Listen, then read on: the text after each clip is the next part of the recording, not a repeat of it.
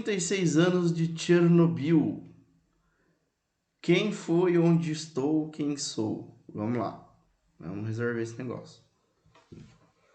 Os professores vão trabalhar com vocês. A Maricília trabalhou isso, né? No sábado, certo? E estamos agora na física elétrica, tá? Deveria dar, vou continuar, tá? Também nessa aula, talvez, não dê tempo, mas a gente vê depois, né? Sobre essa questão, né? Também aí relacionada. A gente vai falar um pouquinho de radioatividade aí hoje também. Chernobyl, 36 anos. O que aconteceu? Vamos lá. Acidente nuclear no dia 26 de abril de 1986 na central da usina nuclear de Chernobyl, né? Que estava sob jurisdição da União Soviética, Rússia. Ahá!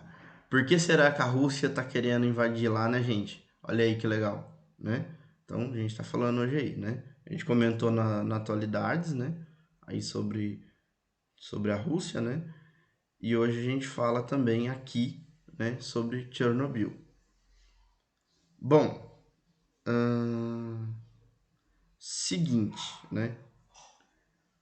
Assim, foi um acidente, né, no reator 3, tá? Ah, professor,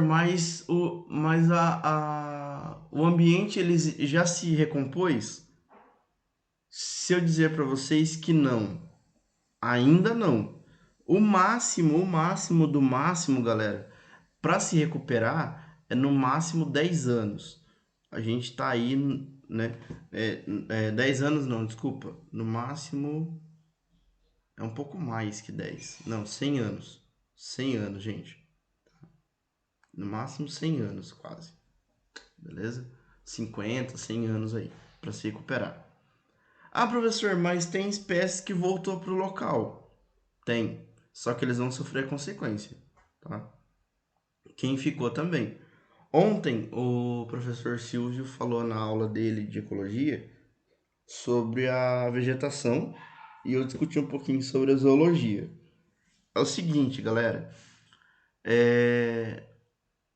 o que acontece, né? Esses animais voltaram, né? Ou alguns ficaram na localidade. Primeiro, que répteis e aves não resistiram ao atentado, né? Ao acidente, tá? Foram extintos ou saíram do local. 2. Mamíferos e peixes sofreram mutação gênica. Nossa, professor, como assim? Os peixes que viviam no lago e que vivem ainda no lago próximo à usina nuclear sofreram mutações de questão de super força. A gente tem bagre de até 3 metros, se eu não me engano, hoje em dia, tá? Não é exagero meu, tá? Posso estar errado alguns centímetros, mas vocês procurem para entender. Questões como também mamíferos, né? Que tem lá duas cabeças, um olho ou dois olhos, vários olhos, né? Dois olhos não, né, gente? Mentira, vários olhos, tá? Então essa questão, né? Eu acho que o Felipe chegou, né? Não, não.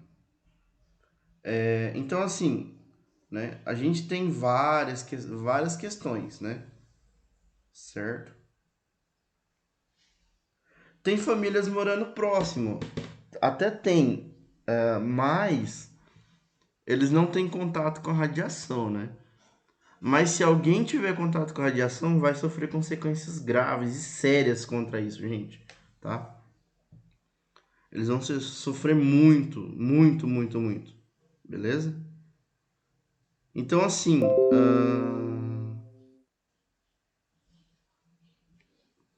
a União Soviética, né? Ela tem uma explosão em relação a isso, né? E por mais que a gente tenha aí anfíbios, ó, né, que existiram, veado, né, com 3, 4, né, mais da perna dele ao natural, né?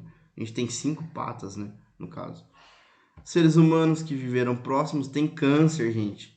Tem mutações genéticas, né? E tudo mais, beleza? Que é o que a gente vai discutir hoje em relação à radiação, tá? Então, eu trago para vocês na física hoje radiação, tá? Então, isso que a gente vai discutir. Ah, professor, mas voltou a originalidade de algumas plantas? Voltou. Mas, porém, contudo, né? Algumas plantas, né? Não são viáveis para consumo. Algumas não, todas, né? Que estão naquela área, tá? Elas não são viáveis a consumo, certo? Ah, professor, mas por quê? Porque os frutos, né? Que estão dando ali, eles estão repletos de urânio, eles estão repletos de materiais radioativos, correto? Se você for numa área ali ainda, algumas áreas, principalmente próximo à usina, e for medir com um aparelho chamado contador Geiger, que é esse bichinho aqui, ó. Vou mostrar. Contador. Olha, já até apareceu. Esse é o contador Geiger, galera. Tá? Ó, vou mostrar aqui. Aí. Esse é o contador Geiger. Você vai lá, passa, né? Ele vai mostrar nesse volume aqui o nível de radiação. Tem nível que está chegando próximo a 100 ou até mais, tá? Então, ainda existe, né? Ainda existe, tá? Questões relacionadas à radiação, beleza? Eu não vou, eu tenho 2 documentários, mas eu não vou conseguir passar hoje. Eu vou deixar o link para vocês no Google Sala de Aula e jogar no grupo também. Assistam. Eu gostaria que vocês assistissem, tá?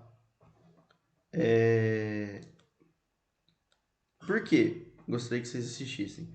Porque é muito importante. Isso pode cair em vestibular, tá? Pode cair em física, pode cair em química, pode cair em qualquer coisa, qualquer lugar. História também, tá? Então, aí eu vou deixar o link para vocês lá no Class, no Google Sala de Aula, e no grupo, eu vou jogar no grupo também, tá? Para vocês assistirem, tá? É muito importante, gente. É um tema aí que vai ser polemizado muito, tá? Beleza? Então vamos lá. Sem mais delongas, né? Radiação ionizante é aquela que é capaz, né, de gerar e ionizar e carregar átomos cada vez mais fortes e potentes, tá? Efeitos no ser humano, né?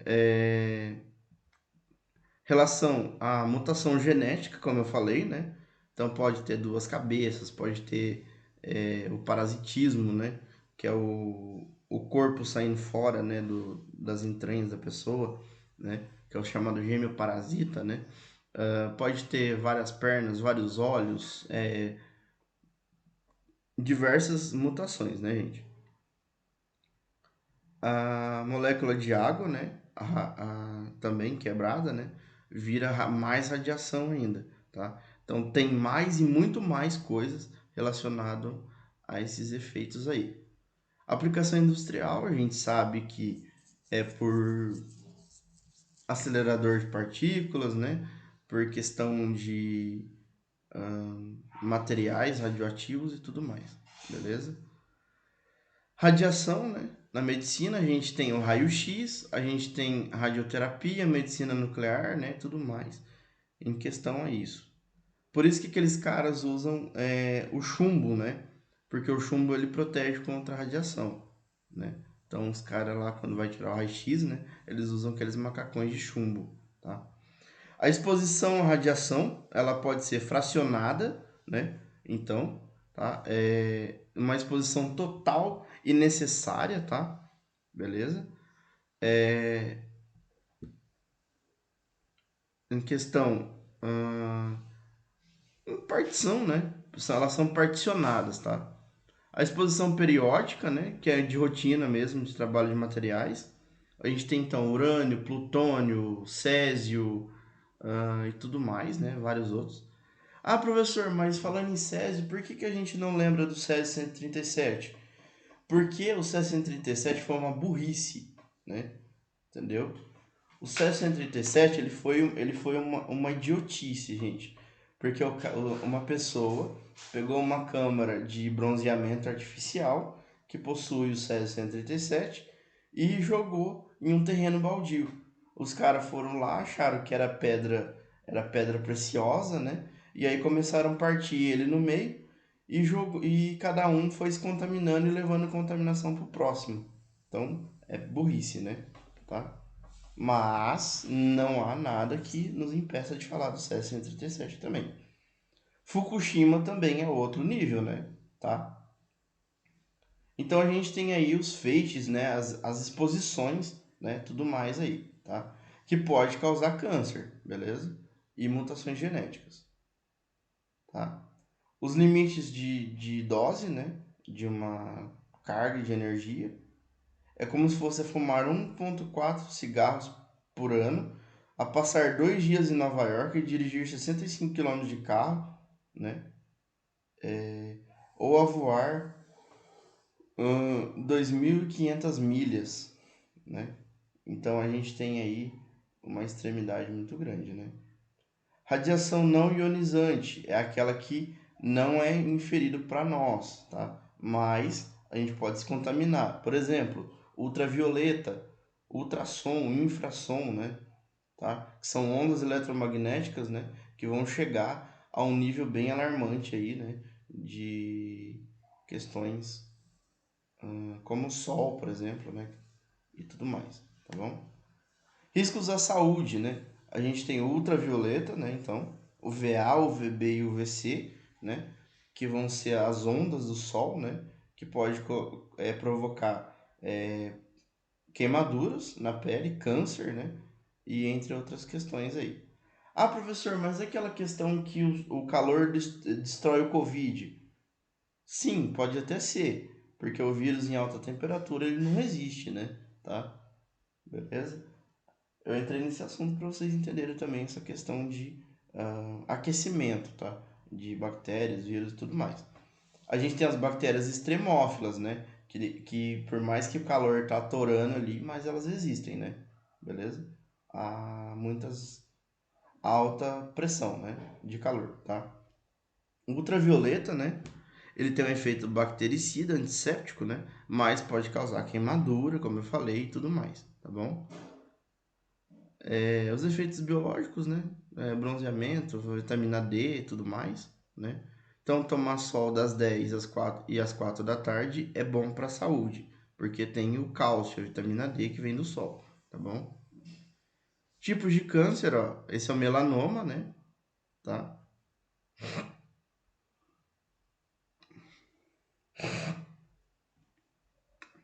E aqui alguns outros tipos de câncer, tá? Então,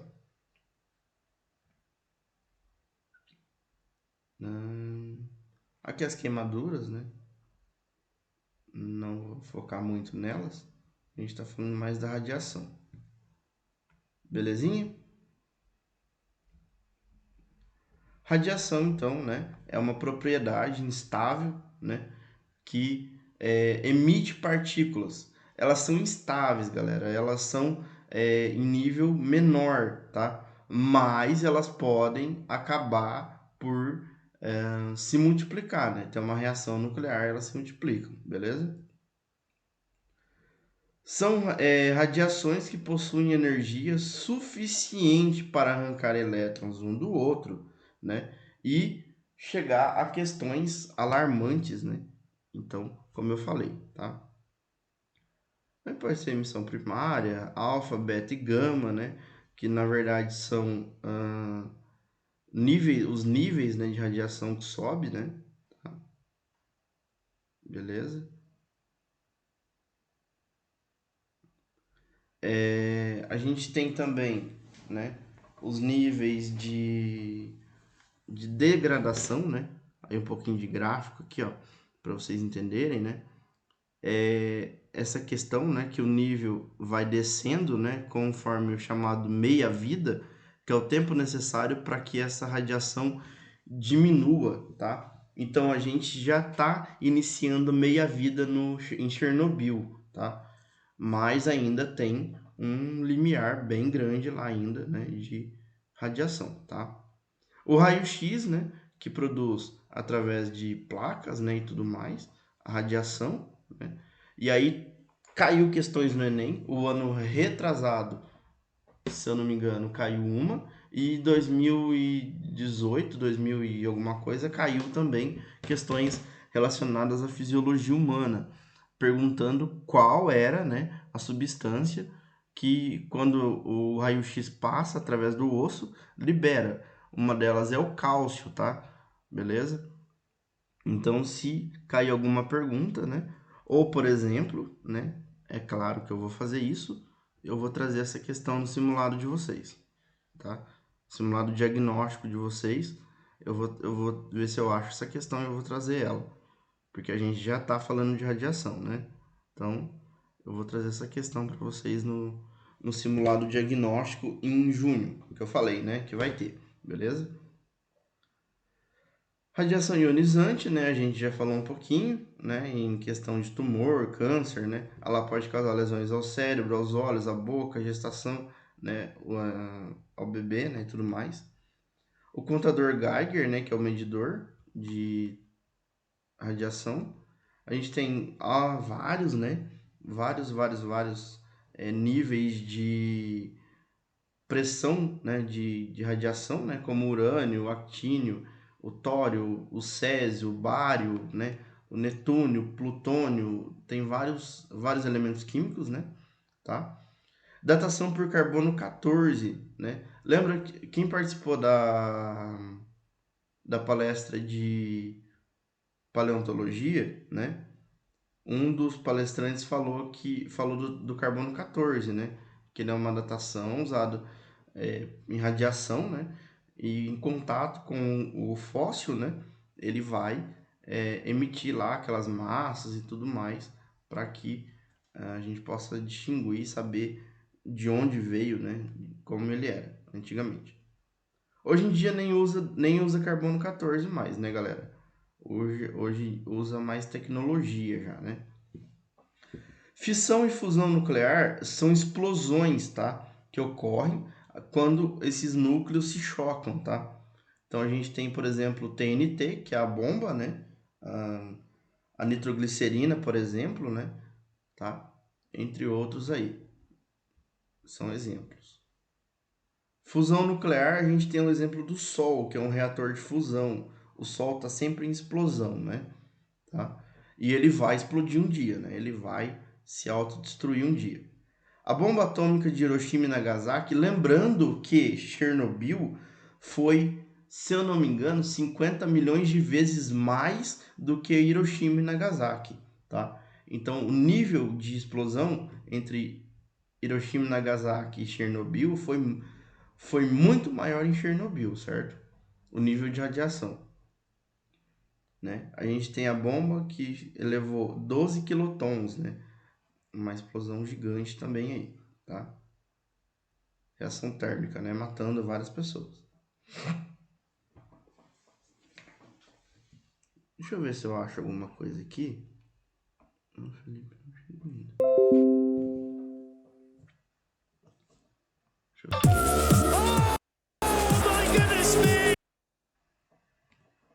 Reação bomba de Hiroshima e Nagasaki.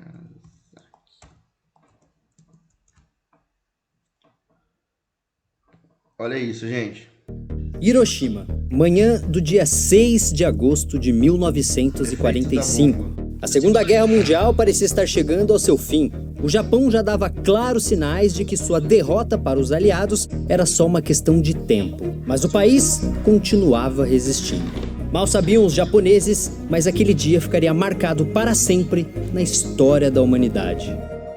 Porém, para Eizo Nomura, aquela era uma manhã como qualquer outra. Ele estava trabalhando no prédio que controlava o racionamento de combustível na cidade quando ouviu uma explosão ensurdecedora.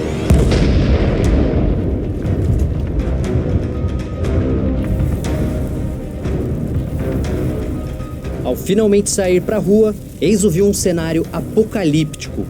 Não havia mais nada ali.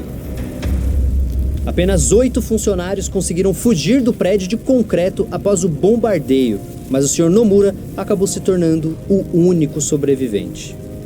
O mundo estava conhecendo pela primeira vez o poder devastador de uma bomba atômica.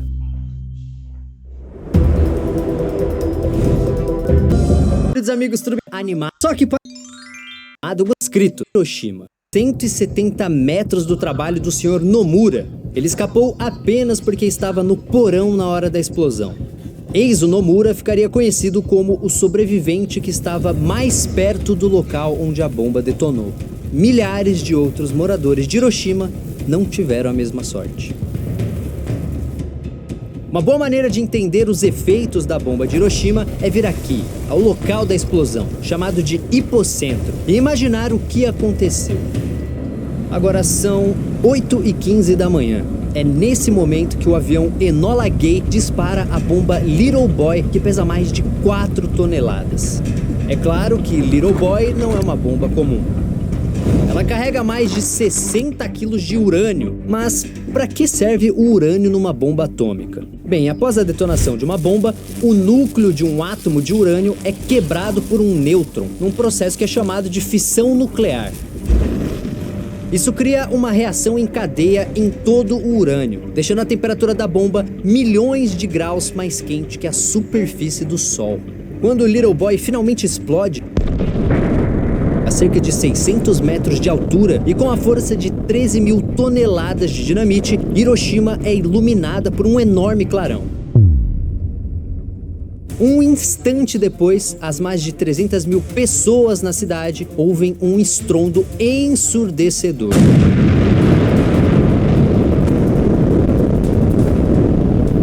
A explosão cria uma gigantesca bola de fogo com 30 metros de diâmetro. Ela queima mais de 270 mil graus. O calor é tão intenso que os ponteiros de muitos relógios se fundem com o visor, registrando para sempre o momento exato da detonação. 8h16. A explosão lança mais de 200 isótopos radioativos na atmosfera e o solo é bombardeado por radiação de nêutrons e raios gama. Hiroshima fica instantaneamente contaminada pela radiação. A energia térmica liberada devasta tudo num raio de 1 quilômetro. Prédios e estátuas de metal derretem. Edifícios e casas de madeira pegam fogo. Alguns órgãos internos de humanos e animais mais próximos da explosão evaporam instantaneamente. Muitas pessoas são completamente vaporizadas. Tudo o que resta dela é extrema. As sombras são as únicas testemunhas dos últimos instantes de vida das vítimas dessa explosão. Para piorar a situação, uma onda de energia infravermelha varre toda a cidade, queimando a pele das pessoas mais distantes do hipocentro. Tudo isso que vocês acabaram de ver acontece apenas 1 segundo após a detonação da bomba. A onda de choque liberada pela explosão se alastra a uma velocidade de 1.200 km por hora, espalhando as chamas pela cidade e destruindo tudo em seu caminho. Em poucos segundos, os sobreviventes veem mais de 60 mil edifícios desaparecerem instantaneamente. Uma nuvem negra causada pela explosão, pelos incêndios e pela destruição dos prédios transforma o dia em noite. A bola de fogo no céu atinge quase 275 metros de diâmetro, fazendo a temperatura do solo abaixo dela subir para quase 4.000 graus. Alguém que observasse essa bola de fogo a 9 km de distância veria uma luminosidade 10 vezes mais forte que o nosso Sol. Um cogumelo atômico então começa a se formar. sugando o ar superaquecido da cidade e com isso fazendo qualquer material inflamável pegar fogo. Muitos incêndios se transformam em tempestades de fogo que se espalham por toda Hiroshima. Em menos de 1 minuto, mais de 70 mil pessoas estão mortas. É isso aí, galera, só para vocês entenderem. Então, olha lá, né? Só para terminar, né? Aí, o lixo radioativo é um outro exemplo, né? Então, aí vem mais uma burrice humana. O lixo radioativo ele está sendo jogado no oceano. Foram achados mais de não sei quantos milhões de toneladas de lixo radioativo na Fossa das Marianas, certo? E muitas espécies já podem estar sendo extintas mesmo antes de ser descobertas. E aí que tá, né? Os elementos radioativos que eu falei, né? O rádio, o urânio, entre outros aí, tá? Então, só para vocês entenderem, galera, né? Um pouco sobre essa questão, né? E a gente tem no Brasil, né? A Angra 1, 2 e 3, né? Tá? Que é outra burrice também, que eu acho o cúmulo, né? E aí o Brasil pode ser que eles vão tentar alguma gracinha, né? Fala, meu querido. Eu vou, não, assim, não quero ser indelicado, mas eu vou discordar um pouco com a burrice aí que aspas você citou. Porque, por exemplo, em termos energéticos, nós temos algumas matrizes energéticas que o Brasil é forte. Por exemplo, a hidrelétrica e a termoelétrica são as que abastecem basicamente o nosso Brasil, em termos de energia, de matriz. Porém, o grande ponto é a energia nuclear, a forma de criar energia, por assim dizer, né? Nuclear, ela é a mais efetiva. Consegue uma maior produção de energia através da nuclear. Só que o grande problema é o que você colocou, o lixo. Tá? Ela também é o que mais gera impacto no descarte do lixo.